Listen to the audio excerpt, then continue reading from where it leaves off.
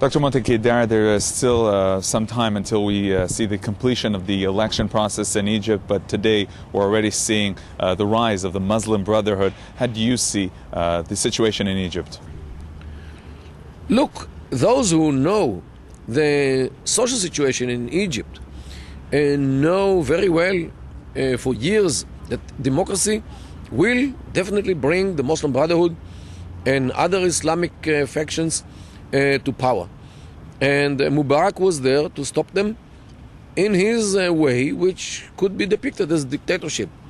Yet he and his likes in Tunisia and in Libya and in Syria are those who were the dam in front of the Islamism which is threatening for many years to sweep the whole region. Now when these dictators are being ousted one after the other, we definitely see that democracy brings those Islamists to power, and what Israel should do is to defend itself and to make sure that nobody tries to aggravate us, because the price which they should pay should be high enough to deter them. And the question, of course, is how do you think that this will be felt in the field? Domestically, in those states, especially in Egypt, we're going to see the Sharia being implemented gradually, not within one day, but every couple of weeks we'll hear another thing, like women should wear the hijab and maybe the niqab as well, the face cover, and the separation between men and women in the public sphere, in schools, in high schools, in universities, colleges. Transportation devices like buses or trains might be also separated between men and women, and so forth.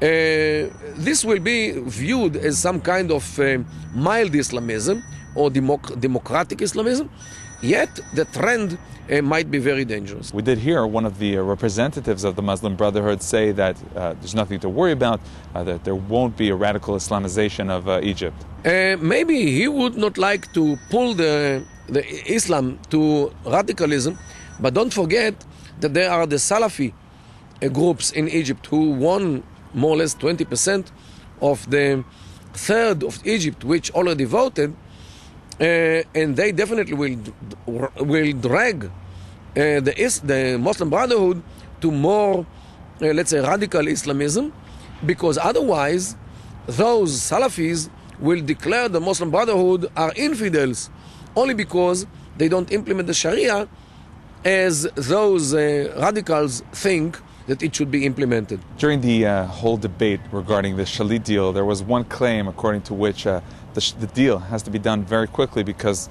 what's happening in Egypt was about to happen. The Muslim Brotherhood would be taking control. Do you think that today this claim has been proven to be true? It's not so sure, because it could be that even the Muslim Brotherhood sitting behind the steering wheel would encourage Hamas to come to terms with Israel about Shalit, because they don't want this thing on the agenda. I'm not so sure that it was part of the considerations, but yet I have no idea about it. Now, regarding America, we're seeing still no one's really panicking over there. Maybe they don't panic because they know that whatever they say, whether positive or negative, wouldn't change anything in Egypt, because Egypt and the Middle East has its own agenda, has its own direction, and whatever this man or another in Washington, D.C. is saying, whatever position he has, doesn't make any difference in the Middle East, at least not in the recent years.